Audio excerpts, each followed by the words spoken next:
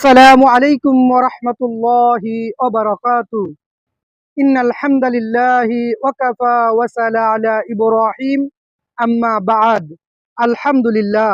ইসলাম এমন একটি রাজনীতি শেখায় যেখানে শাসক হবে আল্লাহ ভীরু, আইন হবে ন্যায় ভিত্তিক, আর শাসনের লক্ষ্য হয় মানুষ হবে মানুষের কল্যাণের জন্য। রাসূল সাল্লাল্লাহু আলাইহি সাল্লাম ইরশাদ ফরমান, তোমরা প্রত্যেকেই দায়িত্বশীল এবং তার দায়িত্ব সম্পর্কে জিজ্ঞাসা করা হইবে। বুখারী ও মুসলিম শরীফের হাদিস।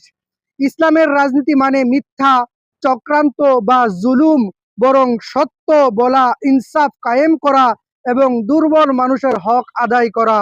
যেখানে ইসলামের রাজনীতি প্রতিষ্ঠা হয় সেখানে ক্ষুধার্ত থাকে না, অন্যায় টিকে থাকতে পারে না, আর শাসক নিজেকে খাদেম মনে করে, মালিক নয়।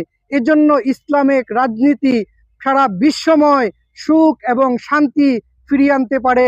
এজন্য ইসলামের ছায়াতলে প্রত্যেকের আমাদের আসতে হবে এবং ইসলামের জান্ডা মাথায় নিয়ে, হাতে নিয়ে জমিনে লড়াকো সৈনিকের মতো ইসলামকে জমিনে প্রতিষ্ঠা করার জন্য মৌতের আগ পর্যন্ত লেগে থাকতে হবে এবং ইসলামকে জমিনে প্রতিষ্ঠা করতে হবে।